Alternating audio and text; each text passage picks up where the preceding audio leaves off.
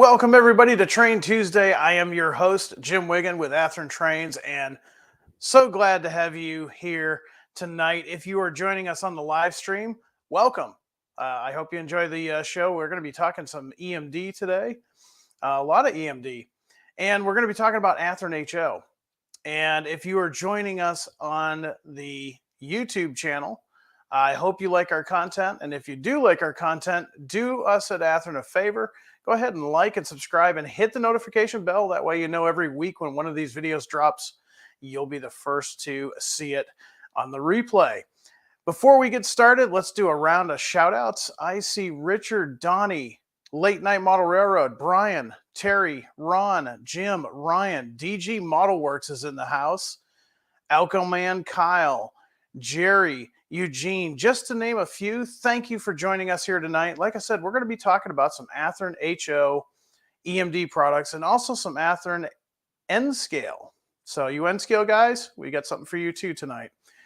Now, I am just fresh back from Denver, Colorado and California. So we've got a lot of ground to cover. So let's get started. Let's do one more round of shout outs and let's dig into tonight's model train goodness.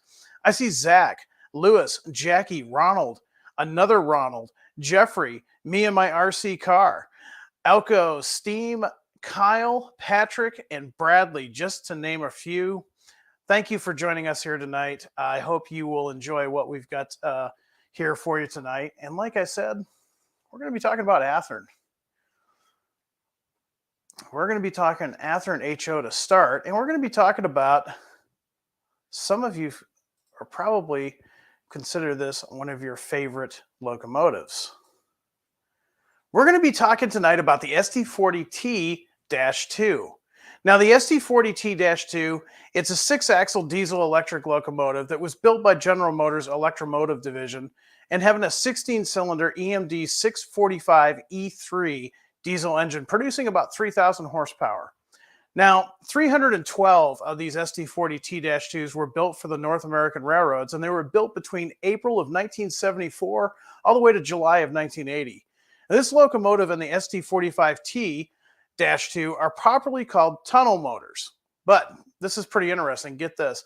EMD's term is SD40-2s with cooling system modifications because they were designed for better engine cooling in tunnels. So really the tunnel, that's something that the railroads came with, and then the rail fans just ran with it. Now, the difference between the locomotive and its non-tunnel cousin is the SD40-2s, the radiator intakes and radiator fan grills, of course, are located at the rear of the locomotive. The radiator air intakes in this model were along the deck to allow more fresh, cooler air to enter and less exhaust fumes lingering around the tunnel ceiling.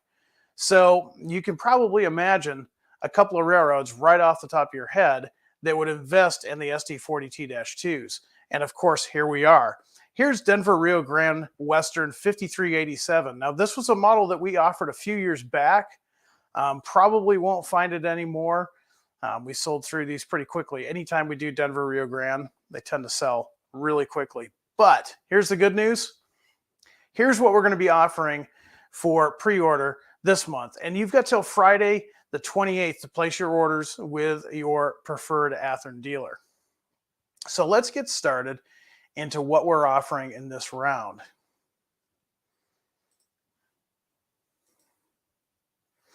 Now, Rio Grande purist, this will be hard, but trust me, stick around. I've got some stuff for you purists out there. Now, after the 1996 merger with the SP, UP inherited both former Southern Pacific and Rio Grande Power. While waiting to be repainted or sold off, Union Pacific added a simple patch and a new road number. Now, many of these units kept their faded colors for years. Now, this one right here, this is a 8594 as it appeared in the mid-2000s. It's got that neat patch job, and this is part of our Prime for Grime. Here's its stablemate, 8599. Again, mid-2000s as it appeared. Now, the features specific for these two locomotives. They're both going to have 88-inch noses with no class lights, standard cab, extended range dynamic brakes, exhaust silencer, plated gyro light, hood mounted Nathan 3-chime horn, small EMD front plow, forward ditch lights, small front anti-climber, a 4,000-gallon fuel tank, and of course, since it's primed for grime, it is going to have the faded paint job. So I've made the Denver Rio Grande fans cringe a little bit. Southern Pacific fans, it's your turn to cringe a little bit. UP fans, you're probably enjoying this. So yes, we did the prime for grime with some former Southern Pacific units as well.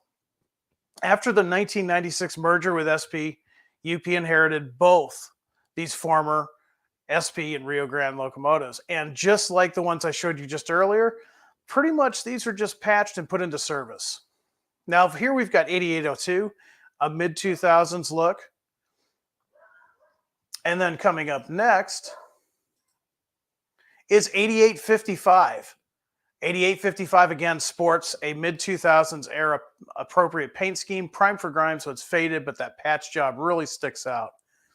So what are some of the features that are significant for these two locomotives? Well, both have the modified L window cab. That was an SP thing. They both have an 88-inch nose with no class lights. Removed SP light package. Remember the light packages that SP was famous for? Well, by this time they were long gone. Hood-mounted Nathan 3-chime horn, large EMD front plow, forward ditch lights, front large anti-climber, extended range dynamic brakes, exhaust silencer. This one includes a 4,500-gallon fuel tank, and of course, primed for grime.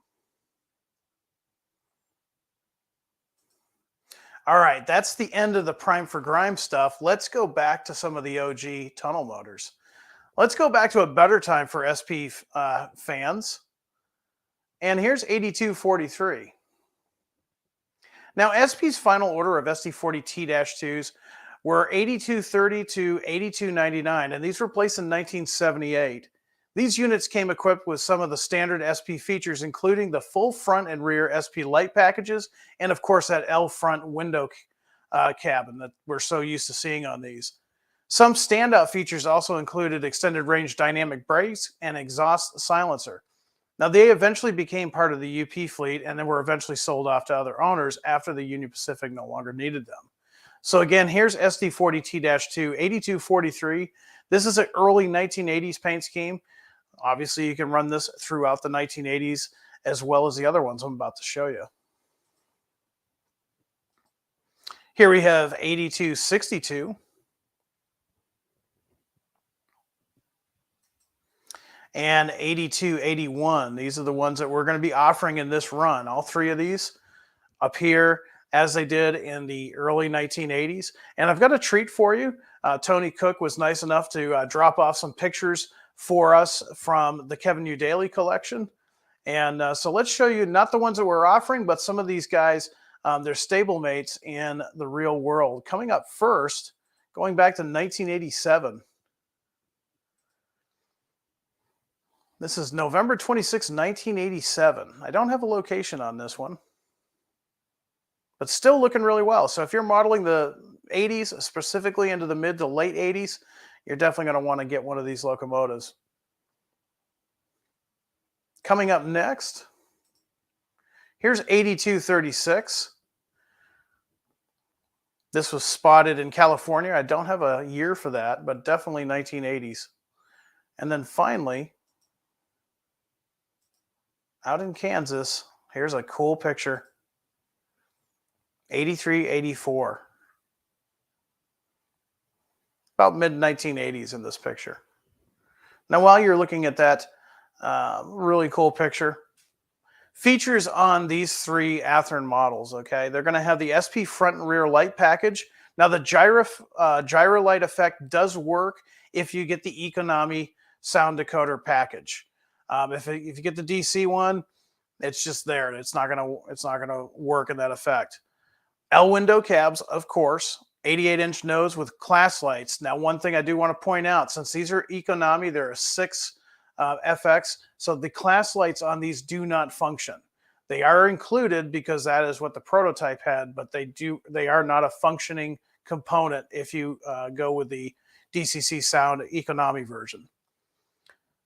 Cab-mounted Nathan 3-chime horn, large EMD front plow, extended range dynamic brakes, exhaust silencer, front large anti-climber, and a 4,500-gallon fuel tank. Now, Burlington Northern obviously never had the SD40T-2s. This is going to be, of course, part of our legendary liveries. And again, I can hear it already. Guys over here absolutely hate legendary liveries. Guys over here, they love them. We're going to keep producing them because, honestly, they sell well. And they allow us to do some of the more hardcore prototype stuff that you see in the Genesis line.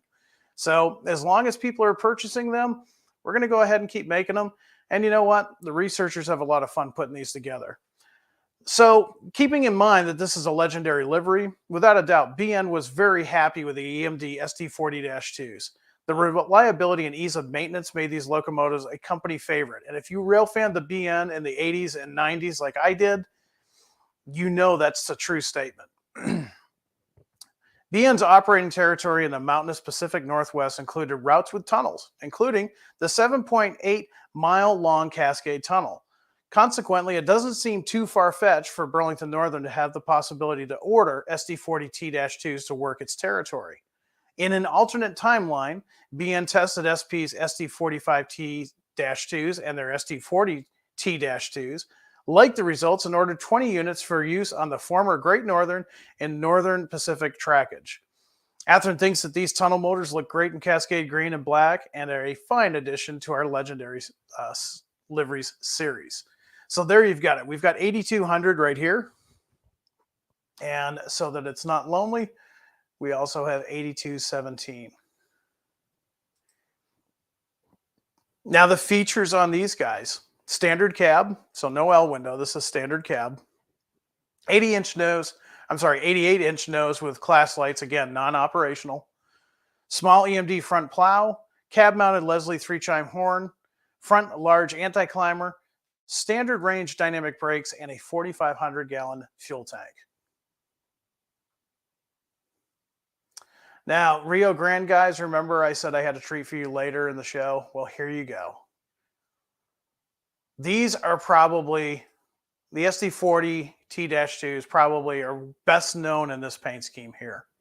During the late 1960s and early 1970s, the Southern Pacific was looking for ways to solve the problem of their diesels overheating in the many tunnels and snow sheds. They determined that the problem was caused by the locomotives taking in their own hot exhaust gases while in the confines of the tunnels.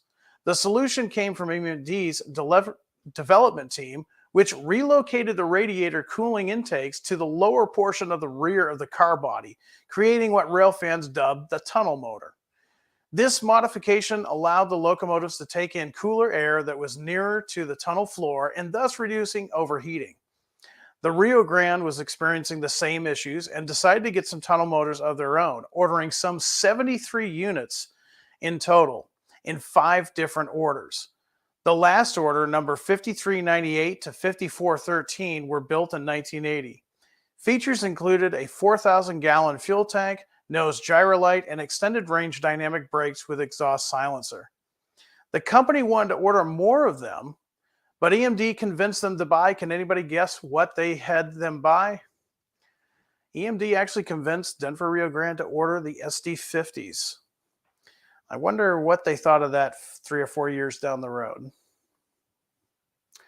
So here we are, SD40T-2 as it appears in the 1980s paint scheme. And thanks to the Kevin Udaly collection, here is a picture of 5402 in the real world, earning its keep. This was taken in Kansas, November of 1988.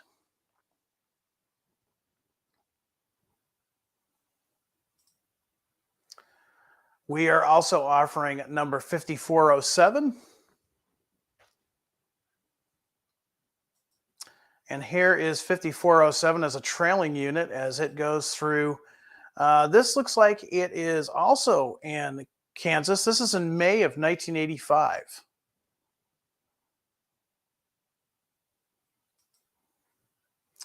And we're offering 5410. And here's 5410. Got a little bit of weathering on it. This is in Kansas City, Missouri, April 1984. And I've got another picture of 5402. This one is also in Missouri. Kind of a cool shot there. This was taken in Sibley, Missouri in August 6th of 1988. So there you go. If you're modeling into the 80s, the ones that we're offering, 5402, 5407, and 5410, perfectly suited throughout the 1980s in their standard format that you see here. Now, the features that we're going to be offering on the Denver Rio Grande SD40T-2s, 88-inch nose with class lights. Again, remember, non-operational. The gyro light, however, is functional with DCC. Standard cab-mounted Leslie 3-chime horn, small EMD front plow, front small anti-climber, extended range dynamic brakes, exhaust silencer, and a 4,000-gallon fuel tank. Now, for you fans of Genesee and Wyoming, I've got a few here for you. I got one from the Midwest and one from the East Coast. Let's start in the Midwest. And this is a cool locomotive. Certainly something you probably would not consider seeing on this end of the Midwest. This is the Chicago, Fort Wayne, and Eastern. The CFE is part of a large Genesee and Wyoming group which operates approximately 273 miles of track between Tolston, Indiana, and Crestline, Ohio. With the locomotive roster mainly of GP38-2s, they operate just this one SD40T-2. It's from Southern Pacific Heritage. This is how it appears about 2000s era. And this is the features that this locomotive will have. And this is the only one they have, so this is the one we're modeling. Modified L window cab, 88-inch nose with no class lights, removed SP light package, hood-mounted Nathan 5-chime horn, large EMD front plow, front and rear ditch lights, front large anti-climber, standard range dynamic brakes, and a 4,500-gallon fuel tank. So there you go. Now, you Genesee and Wyoming fans, if you want something from the East Coast a little bit, well, stick around. We've got something for you. Here is New England Central.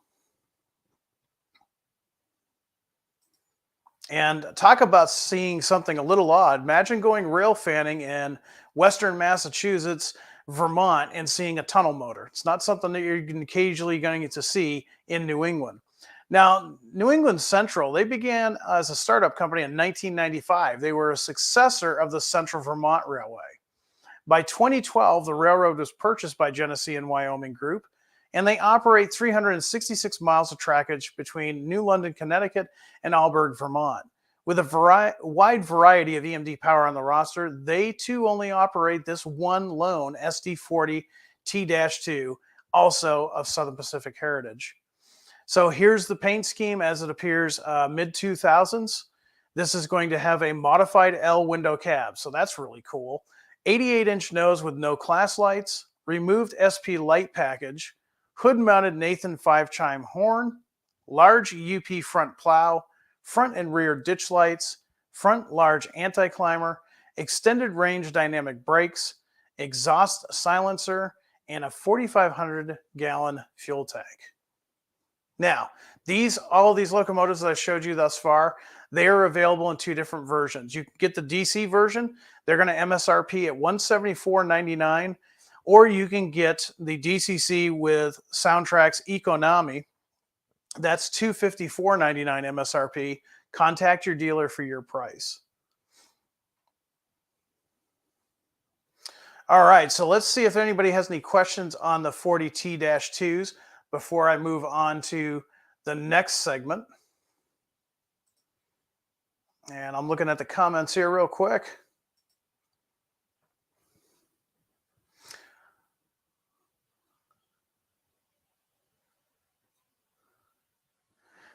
Jason is from that neck of the woods. He says, imagine seeing that SD40T-2 in CV paint. That would have been different. I remember the Central Vermont. They had a really cool, simplistic green and yellow paint scheme. Remember rail fanning those guys just before 95. Pandanator says, any CNW, not in the 40T-2s. I don't think I've got anything for you today as far as CNW. A lot of comments coming in. I'm trying to catch a few of them here. Here's a cool comment. Jim, Duluth, Mississippi, and Iron Range, and later Canadian National. Keep them working on their mainline in Proctor, Minnesota. I have heard that. I have not seen that in person, but I have heard that. Sid saying those SD40T-2s and G&W came from the Ohio Central Railroad. Yes. Seen pictures of those. Cool paint scheme. Joseph wants to know, are these Genesis? If not, why? Well, no, they are Athearn. We try to make our models for everybody. So the Genesis, real briefly, that is the top of the line, the most detailed that we can get. Not only are they prototypically detailed to the railroad, they are actually to the number. Each locomotive on a roster can be completely different than its stablemate, and that is your Genesis. When you get to Athearn HO, a couple of different things.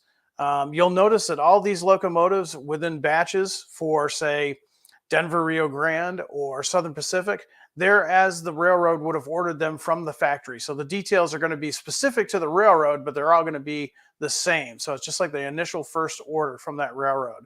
The other thing, too, is if you go for the decoder version, you're going to get the Economy versus the Tsunami 2. Tsunami 2 is for Genesis. Economy is for Athearn. And then last but not least, we have the Roundhouse. Roundhouse does not include a decoder, but it is decoder ready. And also those tend to be a little bit simpler, not as detailed as the Athearn and the Genesis. So hopefully that makes sense. Basically, it's all about what fits best for you.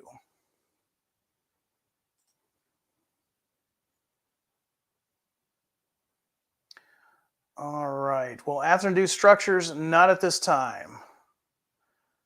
Are the air intakes see-through? Yes, they are.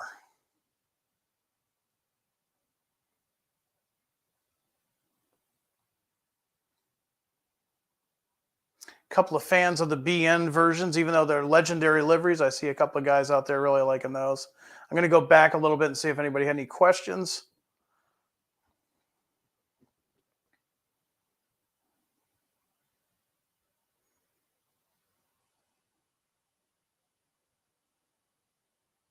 All right. So don't forget those first two that I showed you, the UP ones that are former SP and former Denver Rio Grande, those are prime for Grime. And those are going to be a great value for you modern guys. All right.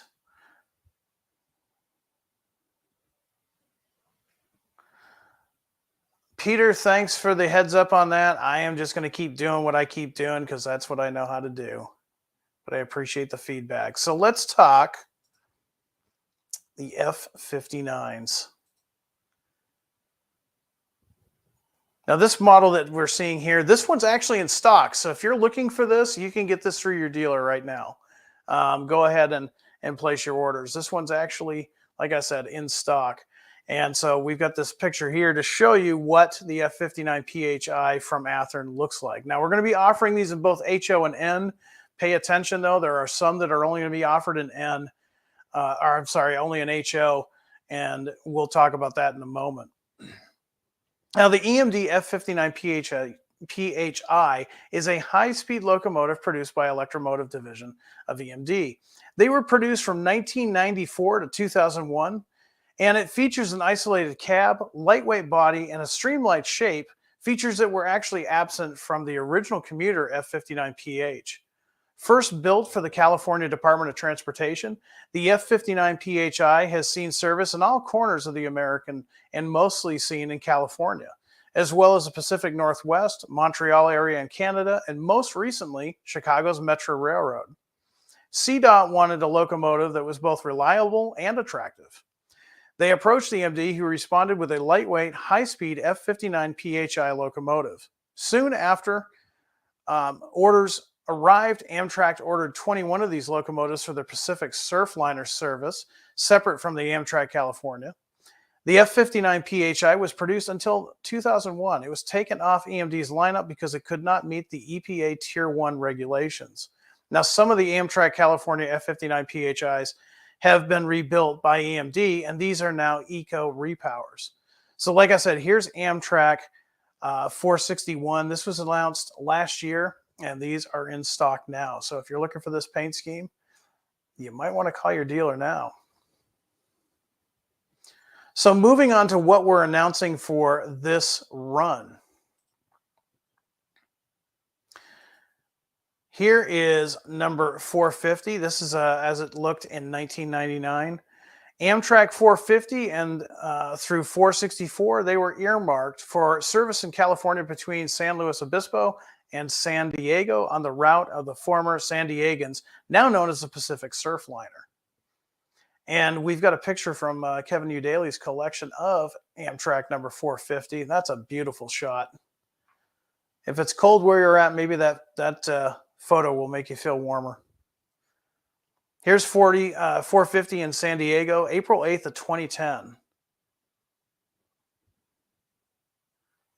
Now, the other paint scheme that we're offering, this is, I should say too, 450 and 457 that you see here, these are only being offered in HO. Here's the Pacific Surfliner. This is as it appeared from 2010 to 2011. And then finally, we have the Amtrak California. This as well is only available in HO. Now, 2014 plus, this was the California Department of Transportation. They own a fleet of the F59PHIs, which still see regular use on the Capitol Corridor and the San Joaquin trains. So a little bit newer than what we've shown you thus far. Okay, so the units that I'm going to show next are available both in HO and N scale. We'll talk about the differences in a minute, but first up is the Sounder. This is a 2016 plus paint scheme. Sound Transit, named after Washington's Puget Sound region, operates 11 F59PHI locomotives in commuter service as part of its Sounder commuter rail line. Service began in September of 2000. Trains consist of the Bombardier, bi-level coaches, and cab cars. Many of these units were repainted in the mid-2010s. This month's offering reflects this new design.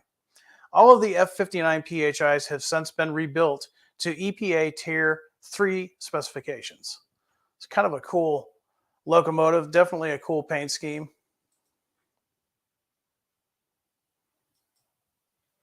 Now here's one that got a lot of you guys upset.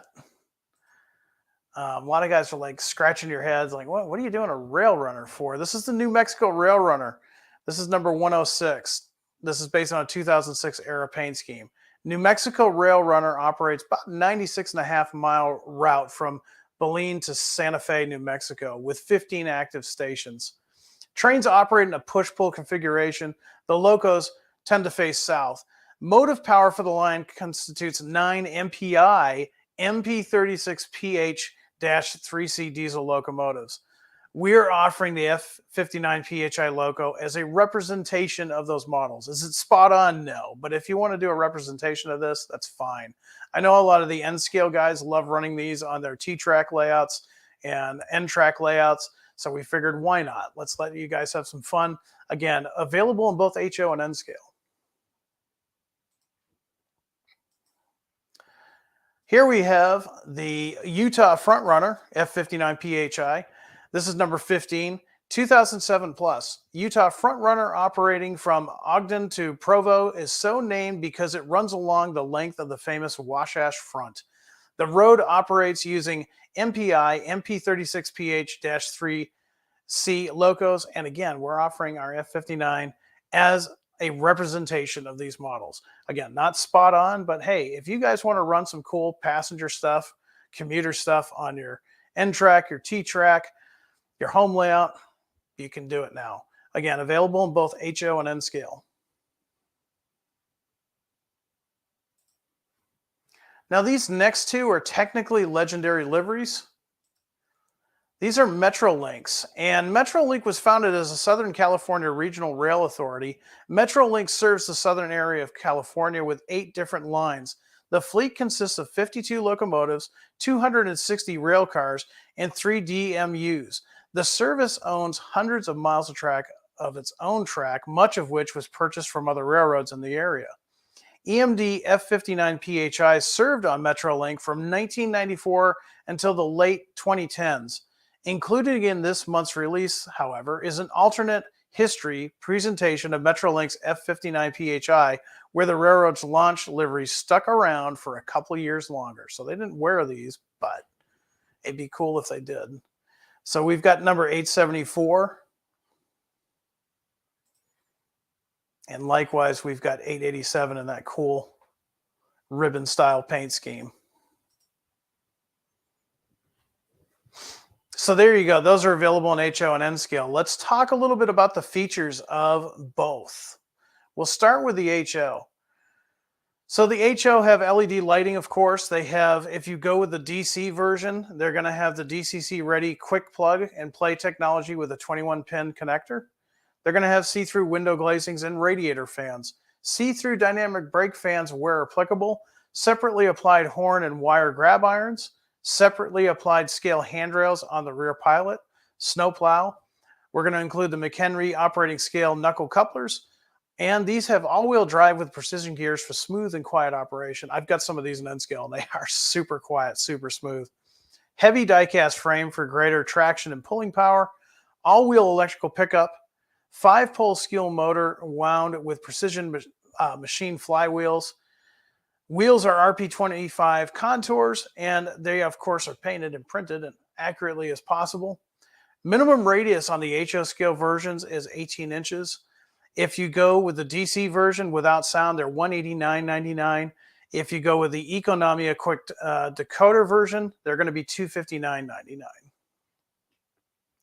Moving on to the features of the N scale versions, they too will have LED lighting for realistic appearance.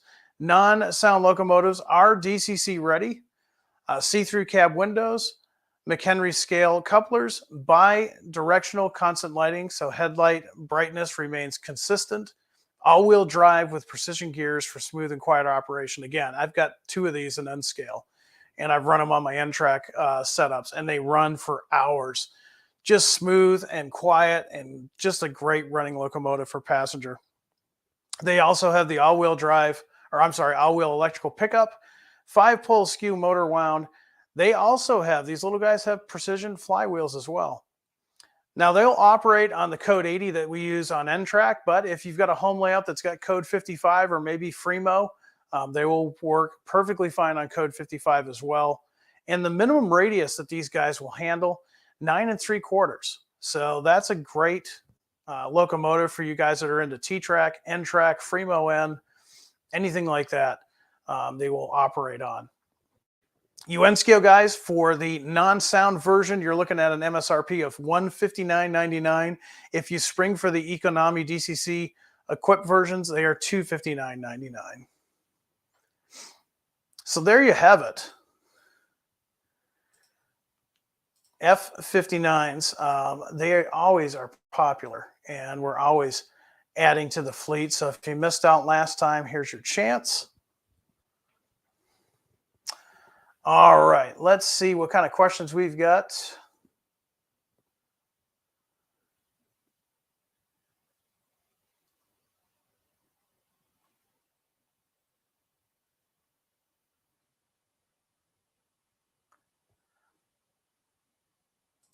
Late Night says most of the cars these would be pulling would need more than an 18-inch radius.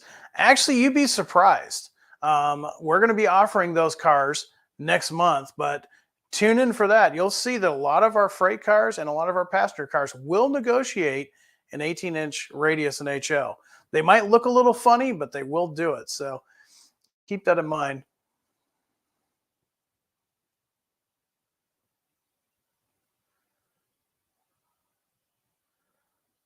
Let's see. Going back to see if anybody's got any questions.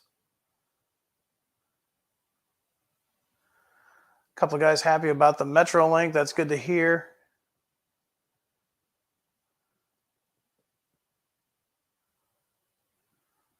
A couple of guys noting that the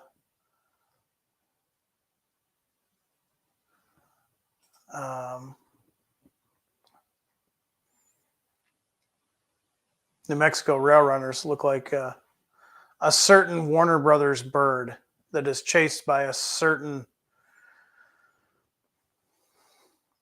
animal of prey. See what licensing does? Let's see what else we've got. Bay wants to know, and it's probably he got a little reminder. Any update on the Surfliner cars? Yeah, there's an update. We are currently pushing through with those. They will be delivered this year. It's going to be a little bit later than what we originally anticipated, but yeah, we will be delivering those this year. So look at the fourth quarter of this year. So that's going to be about in the fall.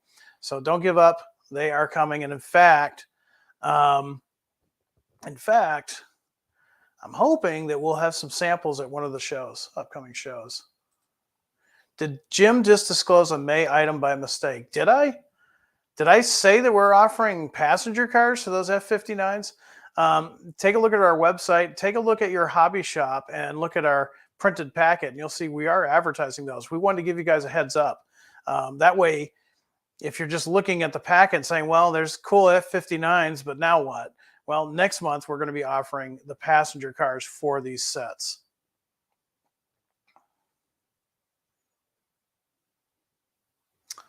All right. A couple guys asking what was the delay in the Surfliners and California cars. A couple of things happened, okay? Biggest thing that impacted anything is we had the chip shortage, and the chip shortage affected not just the California cars and Surfliners, but everything that we had in production at the time. We are finally getting caught up to that. Also, keep in mind, this is a brand new model that we've never offered before. It's also probably one of the most ambitious projects that we've ever taken next to the AC4400. As design goes, it's real easy to design stuff in CAD, but then when things actually start meeting and getting assembled, you start to see some things that we're afraid might be not user-friendly for you guys. So some tweaks have been done, some refinements have been done, and we want to make sure that these things are 100% when you get them, because let's face it, this is going to be one of the coolest offerings we've had in years, and we want to make sure it's perfect. All right, so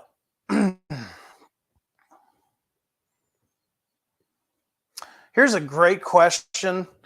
BN Green 1970 says, on the SD40T-2s, you said the class lights don't work with the economy. Is that a limitation of the decoder, or do they not have LEDs? If I get DC and put in a Tsunami 2, would they work? So yeah, that you're correct on many levels. First of all, the economy doesn't have that much output, whereas the Tsunami 2 has 8 lighting, 8 functions. The economy only has 6. The other thing too is we have not designed the classification lights to have an LED in there. So it's going to require some modification on the body shell itself, and then installing a different decoder. Mainly it's going to be modifications to the body, which not a big deal for most modelers. They can definitely do that. There's definitely things out there to allow you to make the classification lights function, especially if you drop in a Tsunami 2. So it's just the only limitation is really your time. All right, so Brian wants to know, any new rolling stock coming down the line, Jim? Oh yeah, we're always working on something. There's stuff coming. I can't say what, but yeah, we've already introduced new freight cars this year. We've also redesigned some old favorites to make them more prototype accurate. But yeah, we've designed a couple of new cars this year already. The Texarkana Santa Fe BX172s, the Versacoils, and there's more coming, of course. So stay tuned for that.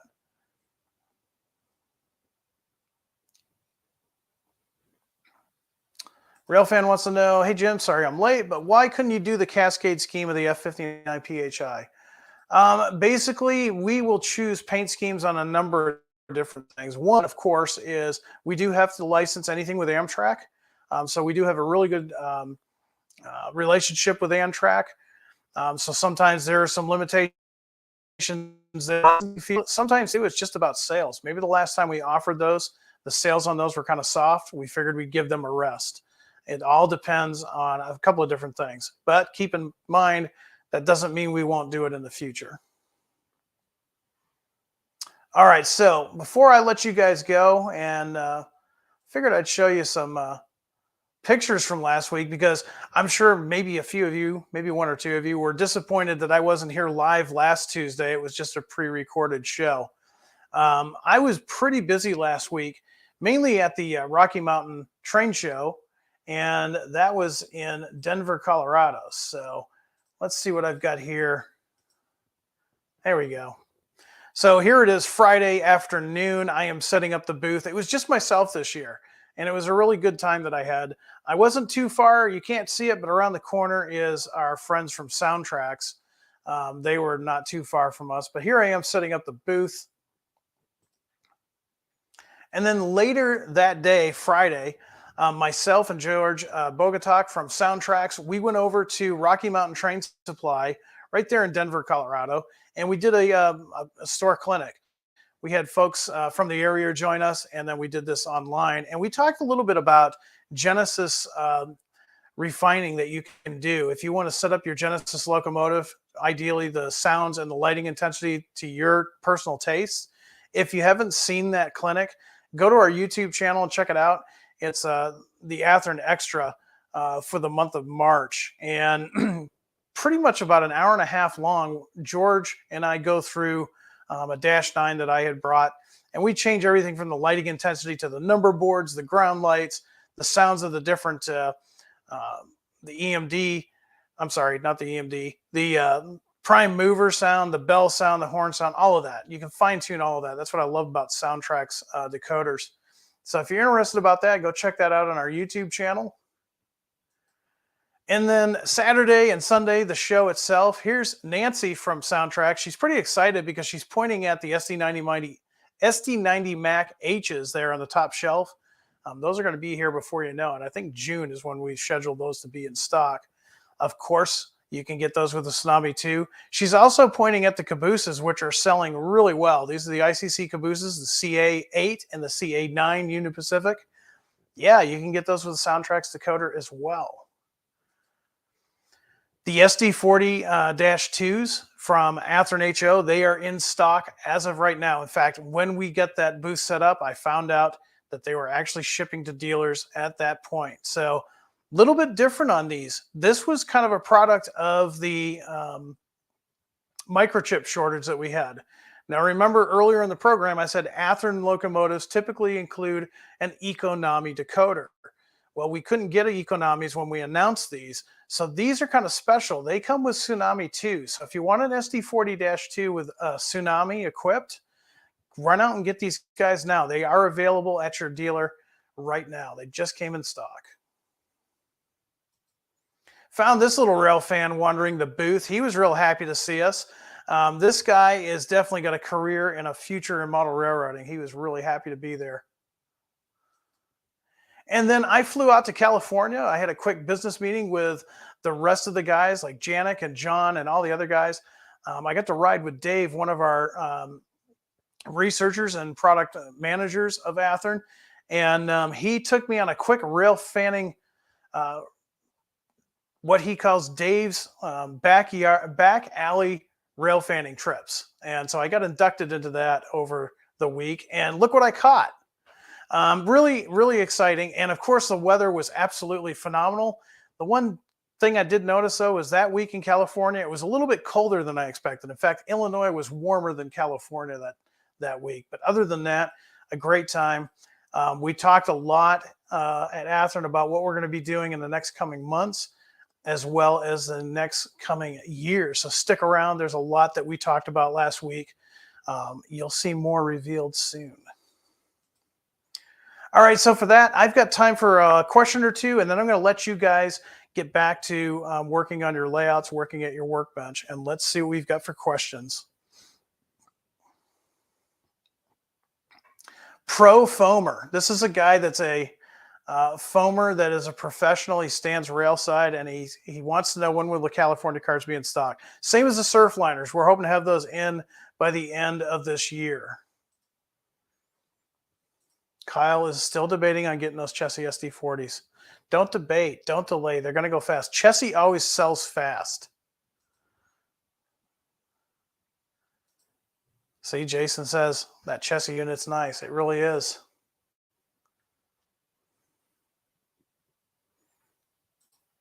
Ray's saying, kind of sold me on the Soundtracks products. Yeah, you know, I really do like Soundtracks, and I don't use anything that I couldn't personally endorse.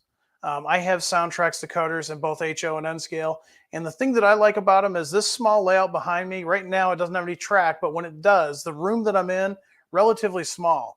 I can tell you that from the factory, a standard locomotive is way too loud. And I can fine tune not just the master volume, but I can fine tune the volume of the bell, the volume of the horn, even the volume of the compressor and compressor type. That's what I like about Soundtracks. So if you're not real familiar with them, check them out.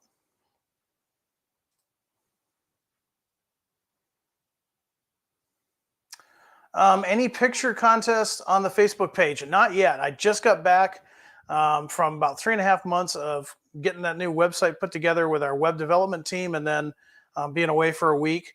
I can kind of take a breath from here until about the time we have the national. So look for me to be doing something to get you guys involved. All right, one more question, and then I'm going to let you guys get to it.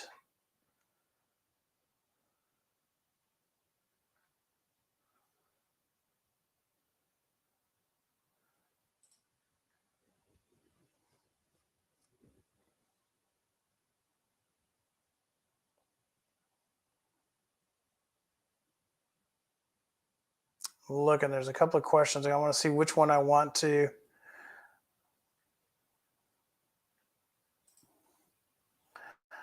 Scotty, yeah, definitely great talking to you out in Denver. Whenever you guys stop by the booth and you see me, let me know your name, because I know sometimes your screen names are different. But yeah, it's always great to see you guys in the real world.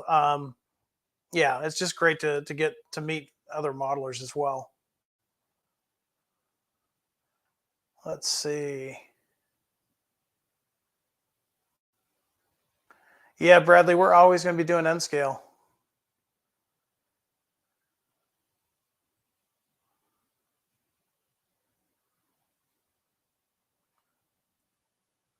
There was a question up here that I think I'm going to end with for the night.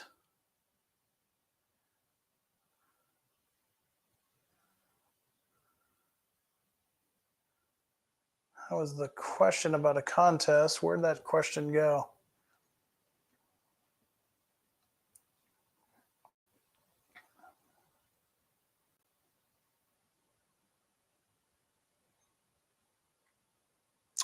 People asking about what shows we're going to be at next. If you go to our website and look at about midway through the homepage, there's actually a calendar of events where we'll be at. I know the next show that I will most definitely be at will be at the Nationals in Texas. I'm really looking forward to that show. That's going to be a great show.